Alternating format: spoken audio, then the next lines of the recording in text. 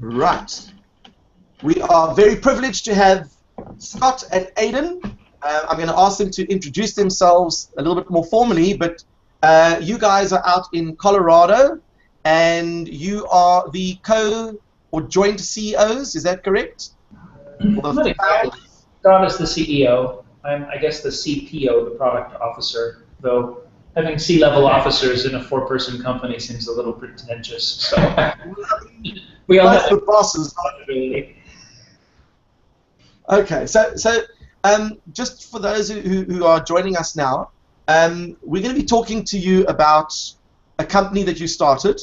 When did you actually start it? You can take that. Okay. So we started Bitsbox just over a year ago. We founded the company verbally April 1st of 2014. Was there a coincidence that it was April the 1st and the idea coming together?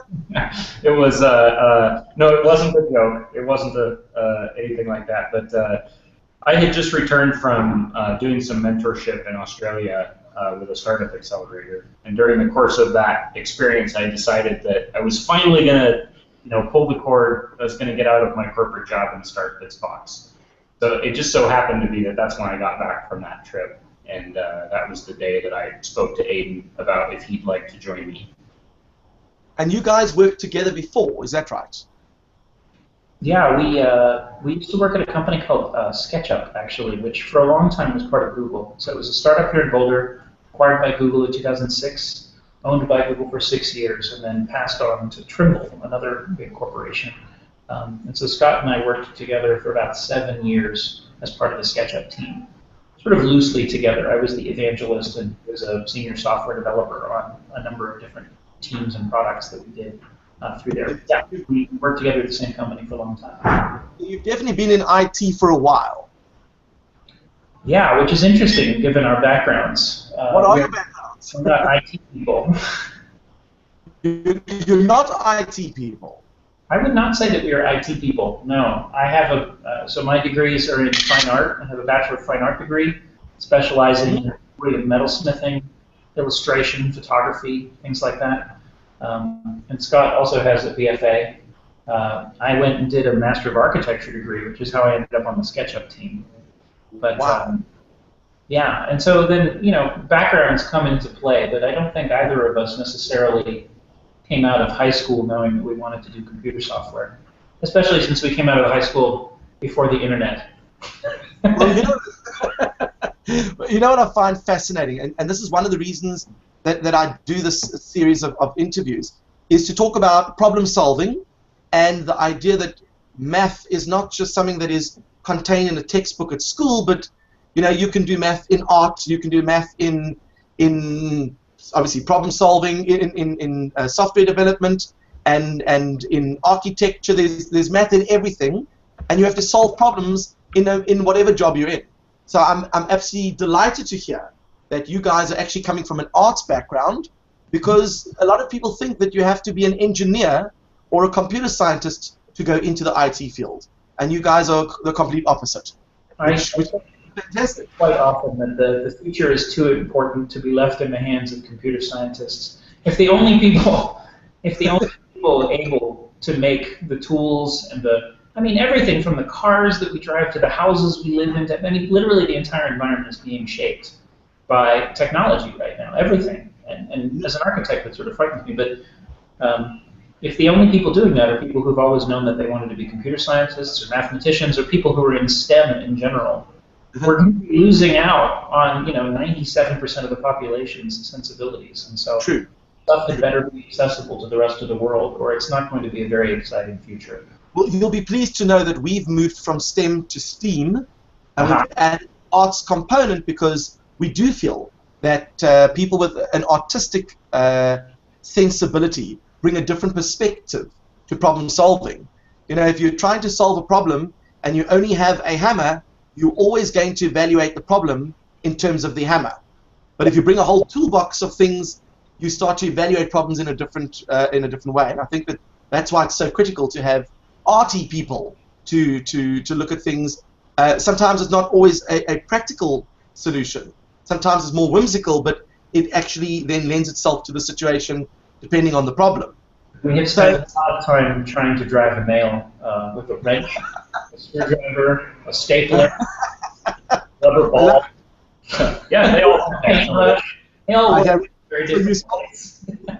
So now you guys, you're working in an IT industry. From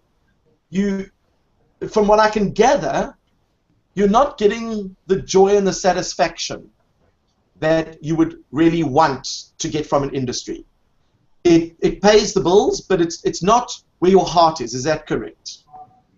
I mean, working at Google, for example, is a wonderful, wonderful job. Don't get us wrong. Working at a big company has a lot of benefits, and it's something we encourage everyone to do at some point in their career. But you really get to shape more of your own destiny when you're outside doing your own company, or if you're part of a small company than if you're part of a really big one. Google famously has this policy called 20% time, Correct. where everyone is supposed to use 20% of their time to just come up with new crazy ideas. And when I got to Google, I sincerely thought that every Friday disco balls were going to fall out of the roof, and everyone was going to be dancing and coming up with all these creative things every Friday, and that's not the reality. In a big company, the reality is that you work on your day job. You know, you're very, very busy meeting deadlines, and it can be a little bit tiring after a while. So that was one of the reasons that I wanted to return to the startup world, was to have more control over the projects that I was working on and be able to see things happen more quickly.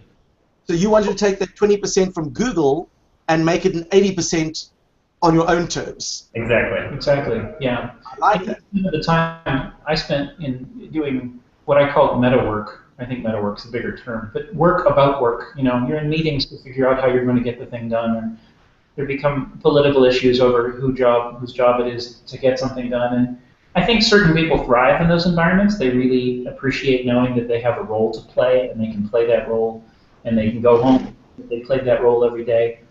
For me personally, anyway, I like to do a variety of things, and I find it frustrating to know that I have to only do this one thing every single day. So this is the perfect environment for me.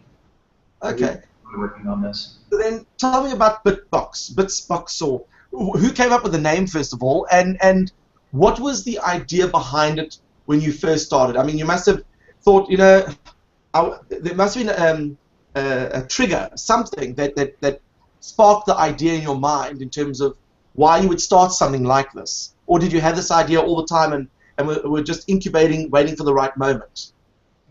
Yeah, so the story goes back to when I was a kid. So I grew up in a very small ranching community in Colorado, and my dad bought the family a computer, a TRS-80, a Radio Shack computer. It was one of the very first personal computers back in the 80s. And it came with a computer that you would plug into the TV, and when you turned on the computer, you were coding. That was what the whole computing experience was in those days, was you would write basic programs. And it came with a book, the computer did, that taught you, by copying little programs out of the book, how to computer program, how to code. Much like the ZX Spectrum and the Commodore 64? Exactly, so similar platforms there.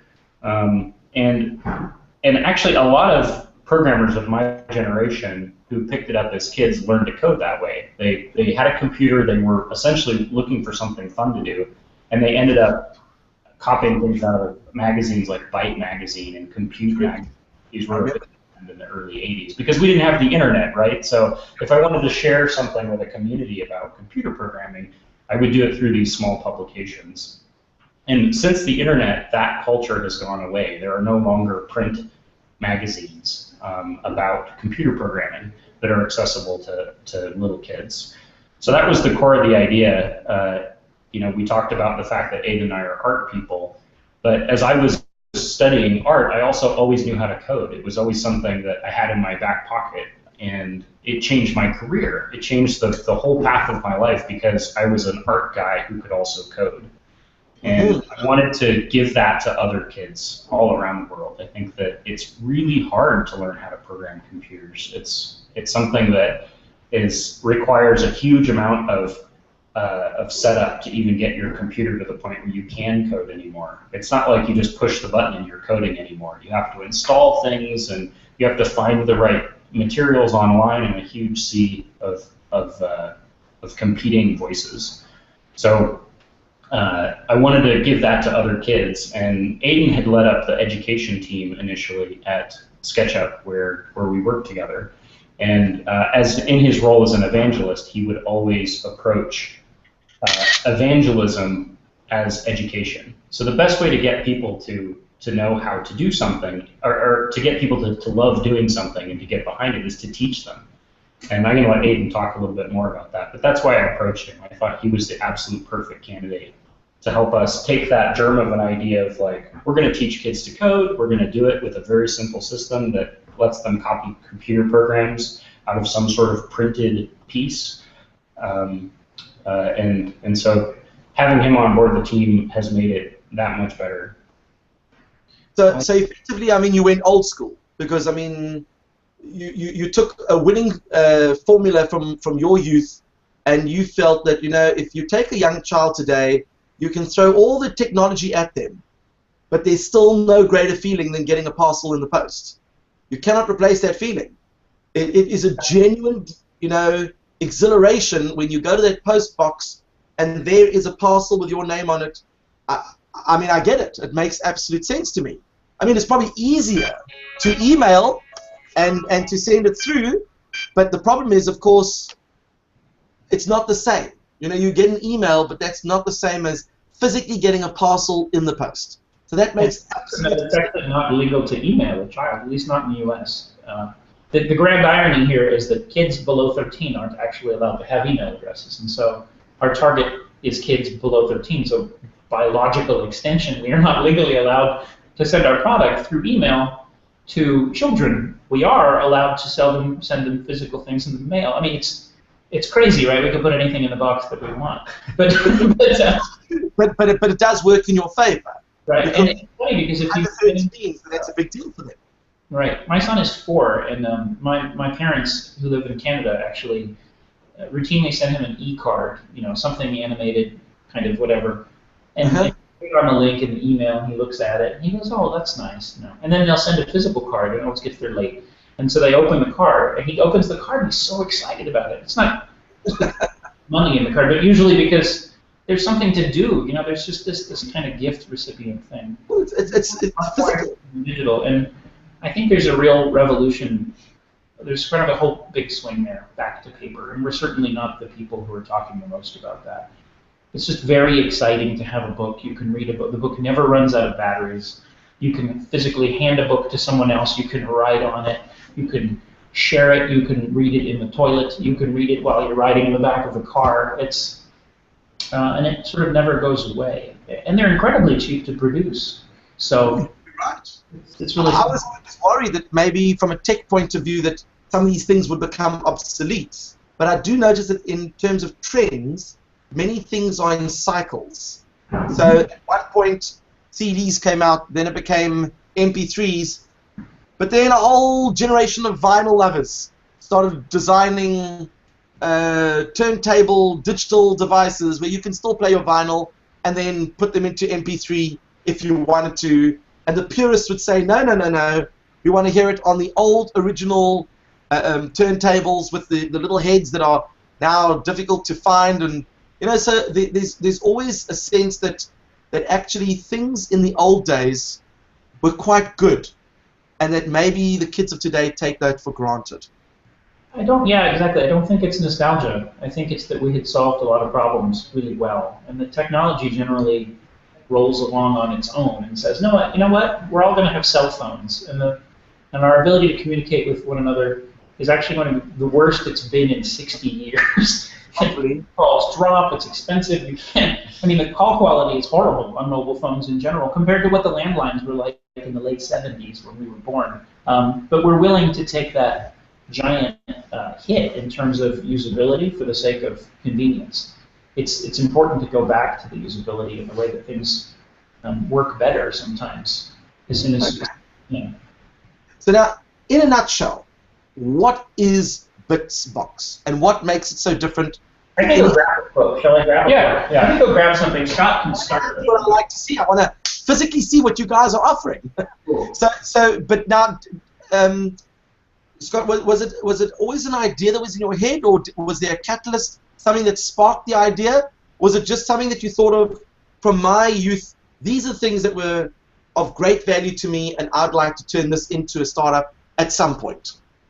Yeah, so it was basically a combination of 3 events that kicked this off. It was always in the back of my head since I was an itty little bitty kid. When I was at Google, one of my 20% projects is I was working on coding tools because, ironically, doing computer programming inside a big company like Google is really incredibly hard because they assume that everybody is a super genius who can do anything, knows how to install packages and all this complex stuff. And I was frustrated by that. I'm like, we're at a company that can give the entire world to you through a text box, right? I can type anything into Google and it just finds what I'm looking for. And yet we can make tools that are easy for our own developers to just code something. So I was thinking about it from that perspective. And then this is the box. I'll talk about this. Hold it up. Let's see. Have a look. Hold it up just to the camera like that. Yep. So this is the bits box. It's a physical box. Uh-huh. And I mean, it's quite a large box. Yeah, we needed something big enough that could hold just about any toy we wanted. So the kid opens it, and inside they start with the main piece, which is the activity booklet. So this is from our first box. And inside, go ahead. Yeah, it's Marvelous Mischief, and it's got 22 amazing apps to code. Okay. And so the kid and their parent, they open it up, and it's probably hard for you to see, but each of these little white boxes has a couple of lines of code in it. So at the beginning of the book, the apps that you're building are just 2 lines of code. And then as you go through your But do they actually explain what you're doing? What's that? Do you find that within your book that you're giving them code, but you're also giving them a little bit of a key as to what those lines mean? Yeah, we choose, there's little arrows and call-outs, and we have a little icon that we use, which is a little brain. And anywhere you see the brain, we kind of take a moment to explain one of the concepts. Okay. We have a particular structure under the covers that's not apparent to the kid, that every month we're teaching them a sequence of computer coding concepts. And we don't focus on the teaching in the sense that we make it apparent to them. We want the kids to just be having fun. Like when I was the kid in that little ranching town, I was just typing in the lines of code because I wanted to play the castle game or whatever it was. I didn't have any idea what the code was doing at first. And so the book has so many activities in it that the kid picks and chooses the ones that they're the most excited about. Wow. And then month to month it changes. So this is Welcome to the Future. Marvelous Mischief was month 1. Welcome to the Future is month 2. And same idea, very different look and feel. Every month we have a different theme that guides what the pieces look like. And this is a sneak preview. You guys are the first on the planet outside of our team to see this. Artsy Smartsy is the theme. You're very special. Yeah. And I noticed the theme is Artsy Smartsy. Yeah, right. And we actually every issue we lead with a different little introductory letter from the founders here. So I'll read you what that says. It says, here's something that might surprise you. Both of the guys who invented Bitsbox studied art at university. Scott was a painter and a graphic designer, and Aiden did a bunch of jewelry and metalsmithing, photography, and illustration. Coding isn't just for hardcore computer programmers and scientists. If you love to draw, if you're a dancer or a musician, if you're a creative kid of any kind, the tech world needs you most of all. Technology can make life easier, but art makes life worth living. To the studio, Scott Aiden. I love it, and I'm so glad that you gave art a platform, because at the end of the day, a lot of people think of coding as simple games, perhaps things that are not seen as art. But I think it's fantastic that you've actually added that component to it. That's very cool. It's important to us to give back in this way, and it was fun. It's fun to make a different issue every month that actually has a completely different theme. And so our thought is that when people are actually able to order these a la carte, one at a time, if you know that your child is into kind of cartoons, this sort of sophisticated illustration, maybe they're a little younger, maybe they like this kind of thing, you could order this one. If they're into arts, you could order this one, and if they are into robots and aliens and spaceships and things like that, they would order this one. For now, we just send a different one every month, and we hope that the variety actually re-interests kids every single month when they get new materials. Now, you obviously went the Kickstarter route. Is that right? Yep. Tell me, why did you choose that route? So Kickstarter for us was a market fit experiment. So we had the idea, we had materials that we'd been testing in classrooms, but we had not yet asked anybody, great, you love the materials, but will you actually give us money for them at a level that's sustainable to build a business? So Kickstarter, our goal was $40,000. We launched $45,000, and then and we raised $250,000 US. So you were hoping to get 45, and you got 250 instead. Exactly. Mm-hmm. If that's not a vote of confidence in the product, I don't know what is. And the other interesting thing there was that we actually got, initially, we weren't exactly sure how we were going to ship to any countries beyond the US and Canada. And we only included Canada because I'm Canadian and I insisted on it. But we got so many people internationally saying we would like to have this. We're willing to pay whatever shipping costs, whatever nightmarish shipping costs there are, that we opened it up to an international audience, I think about 4 weeks in. And I think within 24 hours, we had backers from 25 countries. We actually currently have customers in 55 countries, including, I believe, I'm not sure if we have anyone in Nepal. Do we? I don't know. I know that we have customers in India, I know. Yeah, so if people go to bitsbox.com, this is the shameless plugging bit. Plug. You can absolutely order a box subscription. You can get one box at a time, basically bill your credit card every month. You can get a quarter at a time, and you get a discount for that, or you can actually order a whole year at a time. You get a pretty significant discount for that. So I think those prices are $40. What sort of costs are we talking about? So if you order it one box at a time, it's $40 US a month plus shipping, which we fully understand is actually quite expensive. It's expensive even for Americans. It's incredibly expensive for most people internationally. And I just would like to say now that we know, we sort of acknowledge that that's expensive. We think that the experience and the materials and the thought goes into them is quite valuable, but it's unrealistic for us to price this thing to such a premium audience. As business people, we decided to start with a very high price because it's very easy to lower a price and to discount it. It's very, very difficult to raise a price later on. So as people who are starting a business, we needed to start high, and we're going to figure out how we can come lower when it's appropriate to do that. So full admission, we knew that from the beginning. Okay. There is also a fourth option. So rather than ordering a physical box that comes and having to pay shipping and duty and things, you can actually get a PDF that we email to you every month of these materials that you can print yourself, and that's only $20 a month.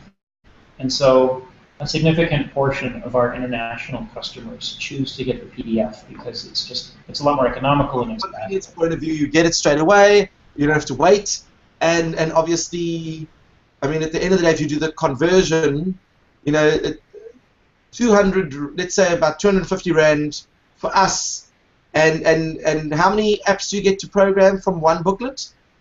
Well, from one booklet right now it ranges from 18 to 22, but when you get the physical box, you also get a pack of cards, trading cards, and the trading cards each have a different app on them.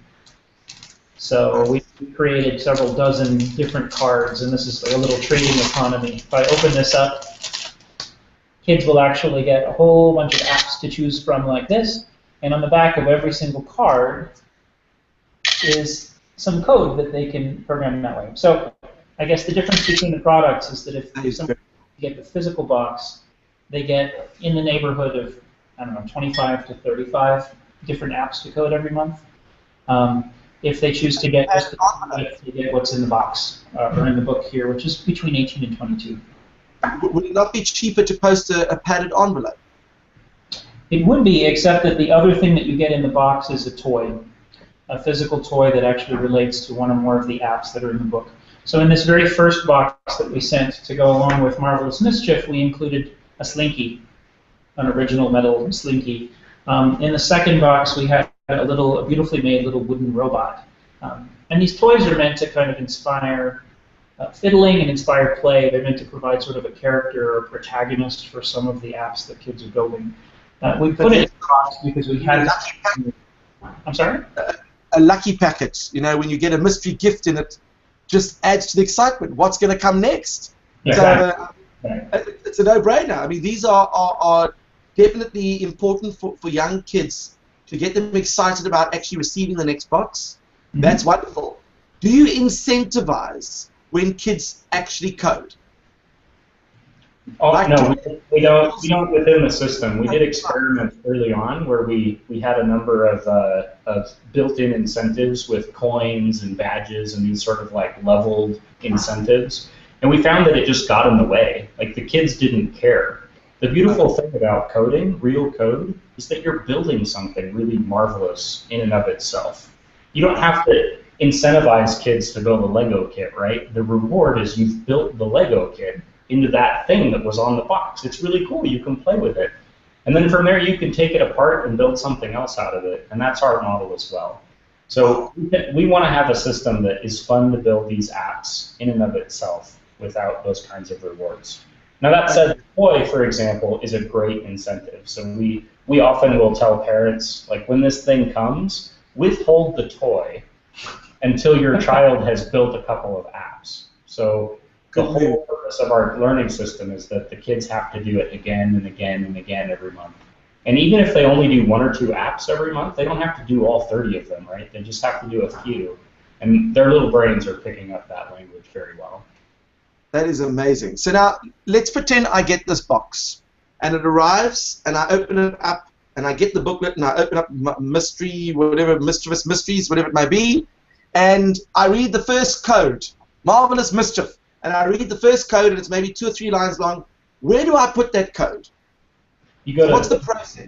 Yeah, you go to bitsbox.com, you click the Get Started button, and then inside the website itself, everyone gets a little virtual iPad or a little virtual tablet, and you type your code right onto the and hit the run button, and you immediately see what it does.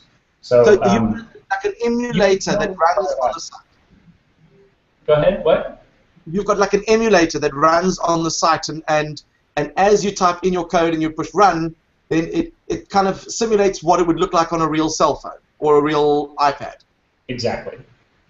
And then now you want to transfer it from that little online version to the actual iPad. You've got a little trick there. What is your trick? You would take, so let's say that you're on my screen, right? So and I'm on your screen. So let's say we had the app that was running on the screen, and I wanted to move the app from the computer where I've been coding it to a portable device like this. What I do is I would pull up a QR code scanner, of which there are many freely available, and you aim this at the QR code that appears on the page for every single app that you're building on Bitsbox. You zap the QR code, and then it opens the web page associated with that app. Because the secret is that every app that we build is actually just a web page. The little app that I had built earlier, this is an app called Scott Blaster, and all this draws an iguana on the screen and puts Scott, and when I tap him, his head dances. So essentially, under the covers, all we're doing is we're building an app that's essentially a web page, and then we're transferring that web page via QR code, which is really just transferring a URL to the mobile device. And then it's really easy to save this website as a bookmark to the home screen of your mobile device. So it's taking advantage of things that Apple and Android and all the other operating systems are already doing, which is to allow you to save a web page as an app. We're allowing you to do that as well. And it goes full screen, and it lets you rerun the code and all those sorts of things. And the really neat thing is that as you change the code on your computer, it automatically refreshes the web page or the app that's running on the device. So we've seen this in person. We've gotten a lot of tickets where sibling partnerships happen. You'll have the 7-year-old. We have one from a pair of sisters. The 7-year-old took on the coding. She was coding the app, and her 5-year-old sister was using it on an iPad. And the 5-year-old sister would make feature requests, just like any user in software development would. And the older sister would be changing the code and making that live for the daughter or for her sister just by pressing, run. And so it's a responsive environment where you're changing code and you're seeing the effect immediately on a device that kids are already sort of begging to use. It works really well. That is very cool. So now let's pretend I'm a homeschooler, and I get the first 20 codes in the first 20 minutes, and they were great, but I need more and I can't wait a month. Do you have extension or enrichment or advanced things that they can access where, for example, maybe they can build their own app or design their own app for your next publication? We've watched the usage of this very closely, and the nice thing about this being real code is that the kids can modify it once they're done or as they go. So there's kind of two kinds of children that we've observed. There are the completists, the kids who are, that kid who builds the Lego kit exactly when they're done. Those types of kids will often build every app in the book from the beginning to the end, and they'll be like, there, I'm done.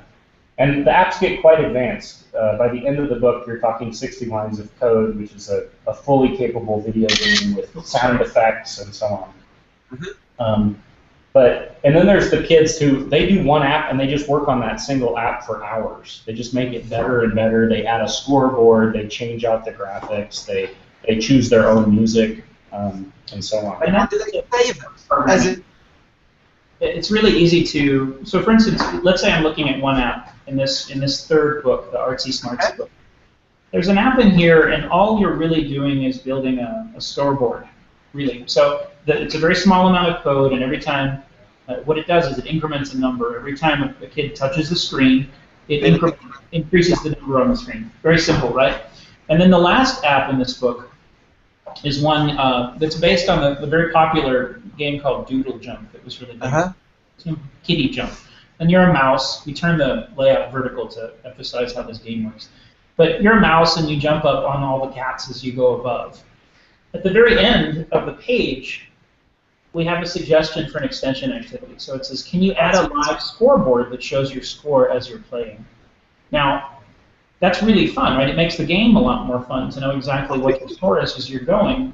But any halfway clever kid would realize that there's an app in here that actually does exactly that.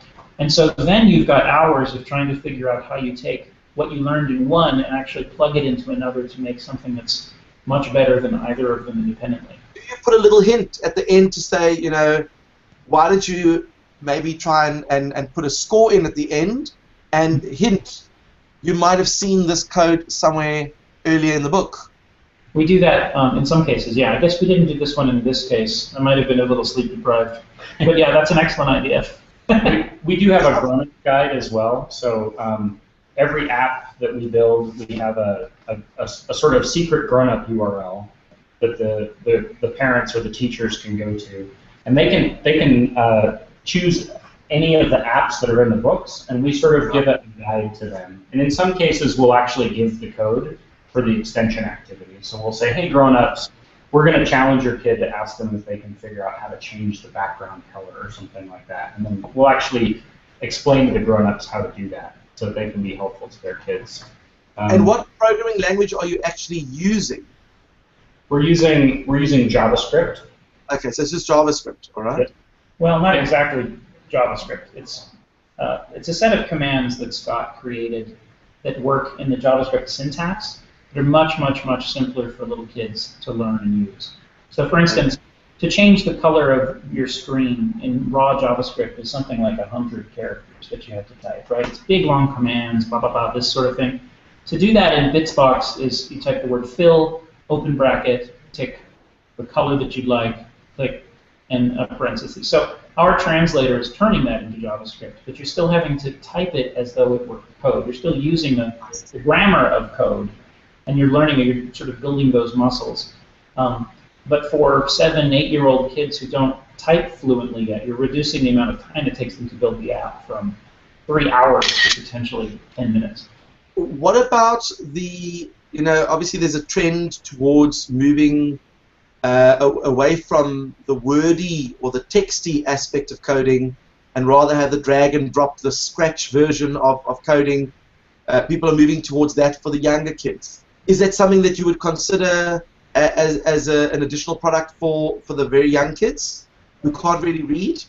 That's not what Bitsbox is. So we see ourselves as kind of a bridge between the drag and drop languages like Scratch and quote unquote real coding, and that we have the kids do typing from day one. And it's a really important core part of our philosophy, actually. I think it's great for kids to be learning certain coding concepts in the drag and drop environment. But I also think it's really important that if you want to learn how to do something, you have to have the muscle memory of how to do it. And when someone who is a really accomplished coder is programming, it's like watching a concert pianist play the piano. Like, they're not thinking about what their fingers are doing, right? Like, they're connecting directly with the code. And if you want to learn how to play the piano, you don't give the kid an iPad and say, hey kid, why don't you drag some notes and play the piano, right? Like, yeah, they could learn something about how music is composed, and that's fantastic. But they're not learning to play the piano until you sit them down at the keyboard. And computer programming is the same way. It's something that the earlier you start, the better. And we really believe that really young kids can do this. We've seen 5-year-olds be very successful with Bitsbox. It's just you have to be patient. It takes a long time, but it's like anything else. You've got to practice. What I get from what you're saying is I'm having a Karate Kid moment, but the earlier version of Karate Kid, that you feel that the wax on, wax off is critical in order for them to fully understand and appreciate what coding is all about. I think so. That's a pretty way to put it. Yeah. And we don't. I mean, we're careful not to sort of disparage products like Scratch. In fact, the lead developer for Scratch is on our board of advisors. He lives here in Boulder, and he's a friend of ours. I think what they're doing is wonderful. But if you think of computer coding as being essentially 2 parts, right? There's the computational thinking part, right? What does it mean to create a procedural set of instructions, and then think about certain things as being loops, certain things as being conditionals, meaning if this happens, then do that. Those are concepts that are common to any computer programming language you're doing, and it's really important to understand those. The other thing is the actual syntax, right? What are the literal words and letters that I'm typing in order to make that happen, and that varies according to whatever language you're learning. To be a programmer, you actually need to have both. You need to know the syntax of a particular language, and you need to understand the concepts behind programming, how to run things. What the visual programming people have done is said, we're going to disambiguate these, or actually separate them, and work only on the concepts part first. And we're going to leave the syntax part till later. And that's completely valid as far as we're concerned. I think what we were interested in doing was testing a different assumption, which is to say that if you actually do introduce both at the same time, the way that actually people learn human languages, we don't learn to write by dragging a picture of an apple and a picture of a teacher and a picture of a desk and saying, look, I've made a sentence, right? It's a story about a teacher eating an apple sitting at her desk. We actually teach the letters involved in doing that, and kids learn it holistically. They learn it all at once. We said, what if we took that approach to learning to code as well? Just as an experiment. What if we don't say the typing part is too hard? What if we just say you have to make the typing part as easy as you possibly can? Will that work? And we're seeing that it actually does. Kids are really excited to use the keyboard. The keyboard, much as we like, is not going anywhere anytime soon. It's really hard to talk to a computer. As anybody who's used Siri to do, or worked in an open office environment does. Typing is the way that we input information now. And so ours was an experiment to see if this was possible, and we found it is. That said, if you have a lot of time, I would fully expect any responsible parent to put their kid in front of Bitsbox, put them in front of Scratch, and see what they take to, because every kid is different, and the important part is that they learn. It's not important really how they learn. So now, if I wanted to get a taste of Bitsbox, do you guys have, for example, a one-page PDF to kind of give people a little sample of the way it works, and then a parent would say, you know, my child tried this one activity, absolutely loved it, how do we sign up? Yeah, we have bitsbox.com is a, you mentioned the week of code that you guys are doing in Africa, and that sort of mirrors the hour of code. Bitsbox.com is an hour of code approved activity. It's a featured link from the code.org website. And anyone can go to bitsbox.com and they can try 4 starter apps. So you don't have to print anything out. You don't have to like download a PDF. You just go to bitsbox.com, you click Get Started, and we'll walk you through 4 activities that can give you and your kid an idea of if you like it or not. And then obviously it's something that I'd like to promote. So effectively, they go onto bitsbox.com and they go to Get Started, and then they can work it out from there. Yep, exactly. They say, I've never tried this before, and then they're in a coding environment within a minute. It's really quick, actually. And they're told exactly what to do, or they can change things up. It's actually quite flexible. For educators or parents who would like to try something on paper to see if that motivates kids, we actually also have a teacher's guide that's available for free off of the website. So at bitsbox.com, you can scroll down the page and you'll see a pretty prominent link to a teacher's guide. That's just a 10-page PDF that has a bunch of explanatory text about the system, how it works, and then has a number of little apps that kids can build in a classroom or in an individual setting where they can type it in and see if that works for them as well. Okay. Now, if I want to, for example, order a 1-year subscription, and it was going to come to, let's say, South Africa, for example, what sort of cost would we be looking at for overseas postage for a year subscription?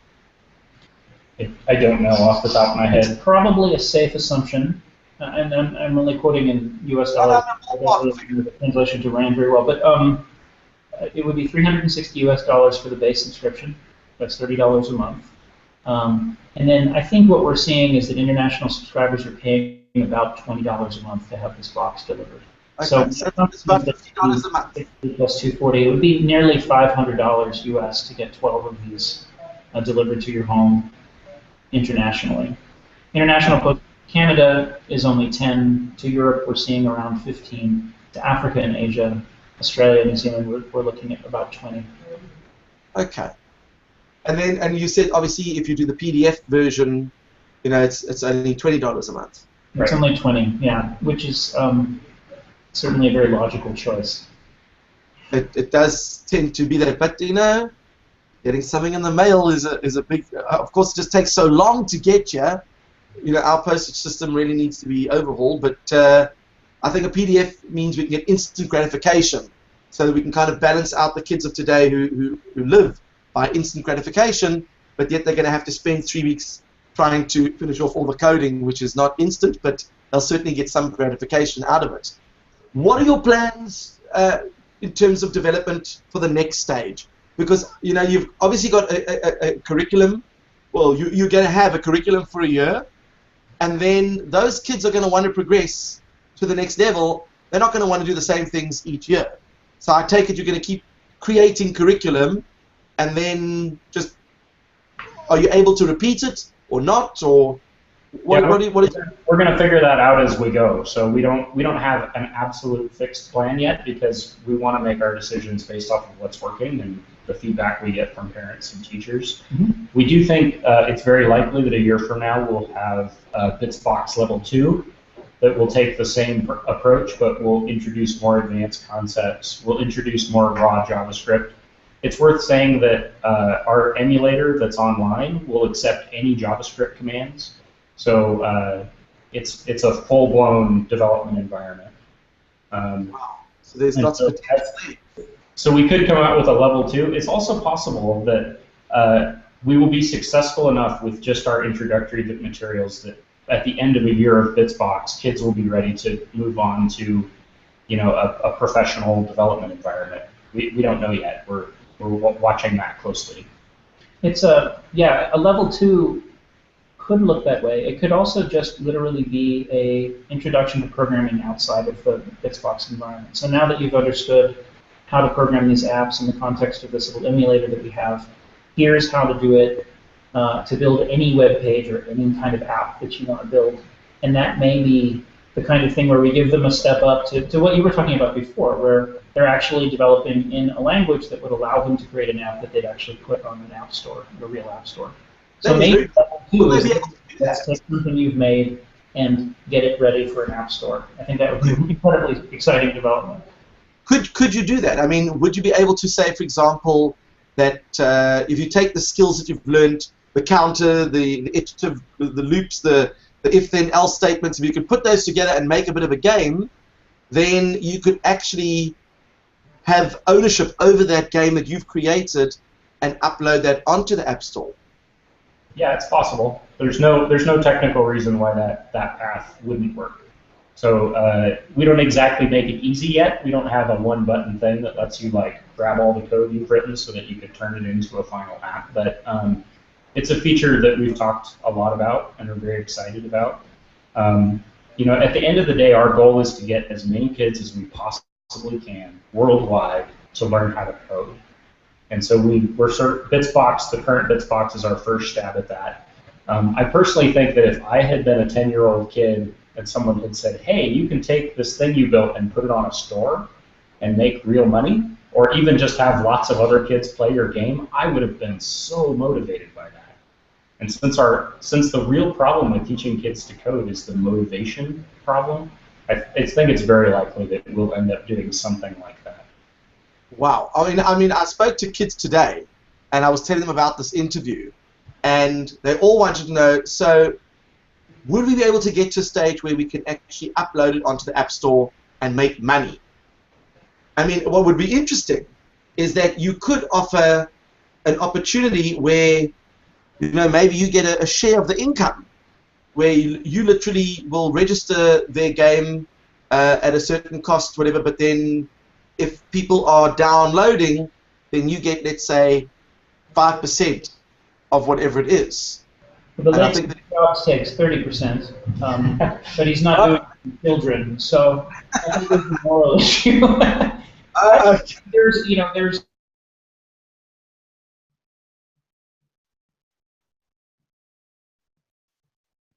product people. When we started this, we started working in my basement actually, and days just dreaming about the product. We could do this and we could do this, and we had a very, very well-conceived sort of 3-year product feature roadmap built out where we knew exactly what the product was. And then people would ask us questions like, oh, well, how much will it cost? And we'd say, well, I don't know. And they'd say, well, how do you order it? I don't know. Is it a book? Is it a magazine? Is it a box? Is it a... We don't know. I mean, it's really just a product, right? And so the education for us has been in making the leap from this is a system in a way that we think would be a really great way for kids to learn to code and sharpen their math skills and their literacy skills and problem solving and all that stuff, into trying to figure out how to make it a sustainable business that offers something really great to people for a price that they can afford and allows us to build a great team and allows them to have good lives and that sort of thing too. So if it turns out that taking a little piece of children's apps is the right way to go, I suppose we're open to that, but it's certainly not the first way we want to do it. I think there are many ways. Scott and I we're parents as well. I have 2 kids, and Scott has 2 kids, and we really just want them to have good futures, and we want to build businesses for our kids, to give them good lives. But we also don't want to be predatory to other people's kids. So I think the fairest thing is to create amazing material, really good content, and charge people a fair price for it. We're going to try and make that model work first. That seems like a pretty reasonable and respectable way of doing it. I mean, at the end of the day, you know what? You're not selling contraband. You're not selling items that are of a dubious nature. You're selling something that is A, an important skill, and B, people actually want the item. So it's okay to charge a fair price, and it's okay to sell this particular item because there's no conscience that you have to deal with on a daily basis. You can sleep at night knowing that the kind of thing that you're doing is actually a good thing. So it's actually a win-win for everyone. So that's always a good thing.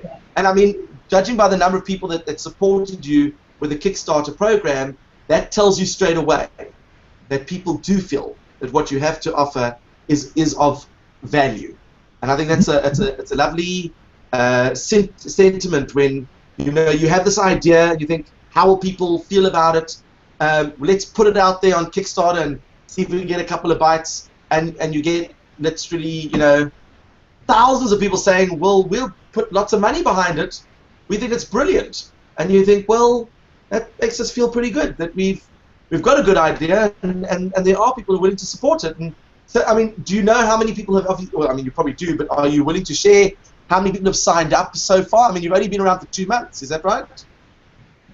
Yeah, so we had the almost 3,000 supporters on Kickstarter, and since the end of the Kickstarter, we've gotten almost 500 more signups since then. So that gives you a ballpark. Yeah, that's fantastic. And how do you plan to get more people to sign up? That's the big problem that we're solving right now. So as you said, we did the experiment that validated to us that people want this. There's some subsection of parents who are willing to invest in a product like this. And our next big challenge business-wise is how do we get the word out? So outside of Kickstarter, the only thing we've been doing are a few advertising experiments with a small amount of money just to test and see, like, can we advertise online through these various platforms to get people aware of it? And so we're sort of, that's our big task right now. Besides coming up with this stuff every month, our other big task is how do we get the word out? Okay, so let's brainstorm a bit.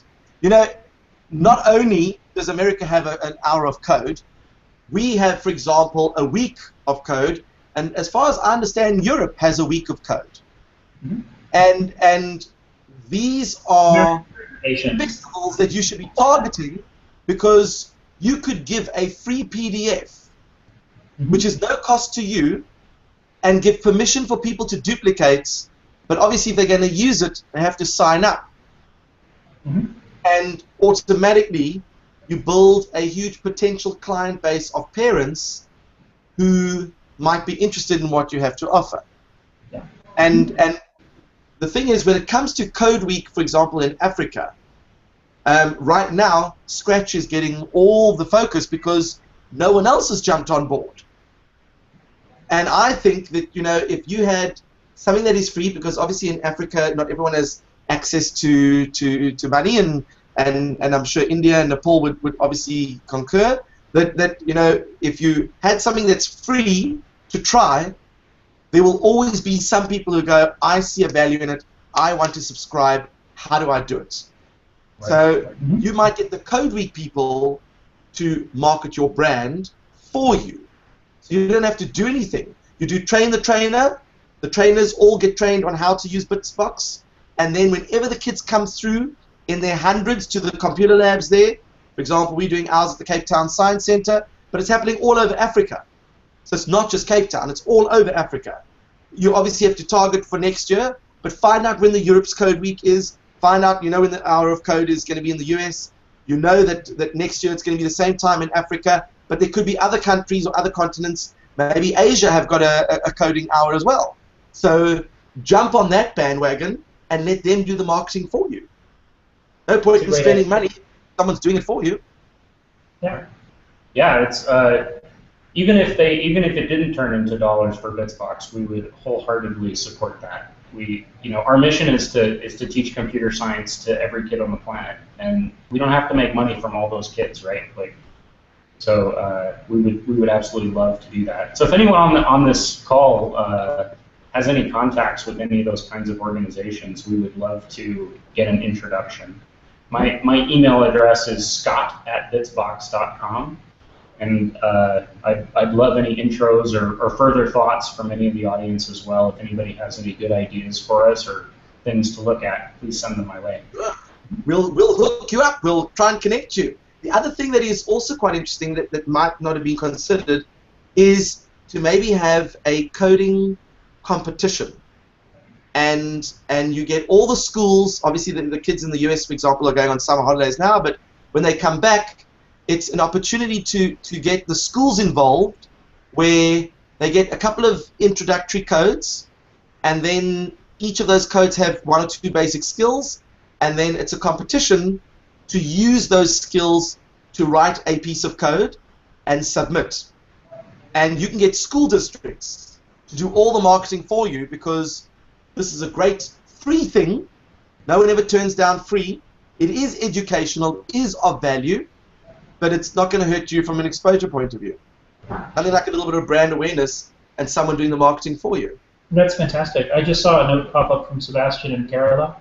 Thank you very much. I think we'd love to have you initiate an hour of code there. Please just contact either Scott at Bitsbox or Aiden at Bitsbox. That's I'm just reading. Yeah, Sebastian's very involved in India. He's one of these wiki educators, and he does a lot of teacher training, and he's trying to help women earn income by, for example, doing certain things over the internet. And maybe perhaps Sebastian can tell you a little bit more about that. But he does a lot of training of people, you know, who are housebound that would like to earn an income using the internet. And if there's anyone who could initiate an hour of code in India, definitely Sebastian. I know he's just put a link there for you, so you can have a look at his wiki facilitator training and find out more about that. And maybe we need an hour of code in Nepal. So, I mean, you know that they're having a bit of a tough time at the moment with earthquakes. So when things quieten down a little bit, hopefully we can get some coding happening in Nepal. But, you know, this is the whole thing, that when it comes to exposure, you know, you've just got to look what you're trying to achieve, and you're going to find out who else is trying to achieve the same goal, and just jump onto the wagon, because you're all riding in the same direction, so hitch a lift. You know, you don't have to spend a lot of money to get exposure, especially if someone else is doing it. And it also doesn't hurt if you've got a celebrity endorsing your product. So if you know that there's going to be an hour of code, for example, in the US, and you are an official coding language there, you should also have a celebrity who is encouraging your particular code. And I'm sure with your connections at Google, you never know what might happen. A high-profile celeb would certainly go well to market the brand and get it out there at no cost to you. That's great. That's great. That's a great instinct. It's so exciting. Part 1 was figuring out sort of what a business model might be. Part 2 was the Kickstarter. It was figuring out whether or not there was demand for that product. Part 3 was whether we could actually make that product that we promised. We proved that out. And now Part 4 is telling the world about it. So we are heavily dependent on people like you helping us to get the word out, and having our users who've had a good time with it, seeing success, telling each other. Obviously, that's a big part of it as well. But everything you mentioned is exactly right, too. So I would love to see little video clips of moms and dads talking on your website about how much Bitsbox means to them and their kids, because that's also a real validation of what it actually does. Yeah, definitely. And showing the apps that the kids have made, too, the alterations. Great. So I look forward to all the developments. This is obviously part 1, because we know that new things are going to happen with you guys. So please stay in touch with us. I know that if anyone has got any questions, they can either send an email to info@livingmaths.com, or Scott, is it SCOTT? Correct. At bitsbox.com. And I'm sure it would probably work for Aiden as well. AIDEN, is that right? AN, actually. AID. AIDAN. Yeah, it's Nadia backwards. Oh, Nadia backwards. Okay. So if you can get Nadia backwards and then bitsbox.com, then send through any questions or suggestions, because, you know, I do feel that what you've got to offer is a fantastic thing, and it certainly ties in with what we're doing here for the Africa Week of Code, and we're going to be promoting it, and I'm going to be testing out some of the apps on the site tonight, and I know that my 2 daughters, one is 7 and one is 10, I showed them Scratch for the first time yesterday, and all I hear is nagging, when can we write a game, when can we... So now, if they get to actually do the coding, and they get to see this straight away on your website, I just know how much excitement that's going to generate. And it probably looks like I'll be ordering a box. So we'll be chatting about that as well. Anyone on the show here who'd like to just request a PDF, we'd be happy to share a link with you to those as well. So we'd be happy to send you a PDF. If you'd just like to email one of us, we'd be happy to send you that. I'll do that. I'll send a little. We can always maybe even put it.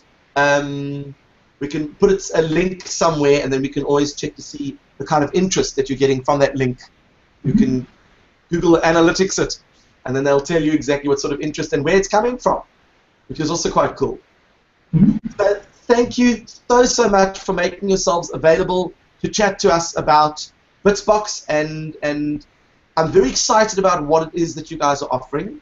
I think that there is huge potential in terms of where it's going to go. I'm actually very excited about where it is going to go, and we'll be following your progress very closely, because I have insiders that know you guys, and they will be reporting to me from behind the scenes. It's very important that we know exactly what's going on, and hopefully maybe we'll see you guys. You know that in Cape Town, for example, we're going to be having a Maker Fair, and it's our first Maker Fair. You guys are probably old hats at Maker Fairs. Maybe this is a lovely opportunity for the youth to get involved in something at the Maker Fair, where they're actually making their own games or something like that. And there are Maker Fairs everywhere in the world. And maybe that's our first Maker Fair in 2 weeks, actually, here in Denver, locally, just to sort of see what that looks like. But you're absolutely right. Maker Fair is exactly the right audience for us, and so I love it. Also, Cape Town involves more travel than Denver, and so but I've never been to Africa, and I've heard that Cape Town is one of the most beautiful places in the world. You definitely have to come. And I don't know if you guys know Omar, but he says wonderful things about you guys, and he comes here regularly. So he says that you guys should definitely come down and showcase what you've got. So let's sell a few more boxes, and that'll justify your trip down to South Africa, and hopefully then we can see if we can make you sell even more boxes after that. Fantastic. Thank you so much. Excellent. All right. Thank you so much, guys. I'm just going to end the broadcast over here, and